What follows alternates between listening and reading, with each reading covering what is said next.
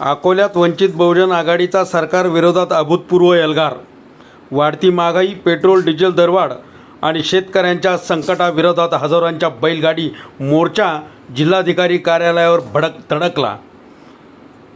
घोडे, गाढवं आणि बैलगाड्यावर नागरिकांनी सरकारच्या धोरणांचा तीव्र निषेध केला. जनतेला महागाईच्या खाईत ढकलणाऱ्या सरकारचा निषेध असो अशा घोषणांनी अकोला दणाणून गेला. निवासी जिल्हाधिकाऱ्यांना निवेदन देत वंचित बहुजन आघाडीने थेट सरकारलाच इशारा दिला. पाहत रहा फक्त सत्य संघर्ष मीडिया.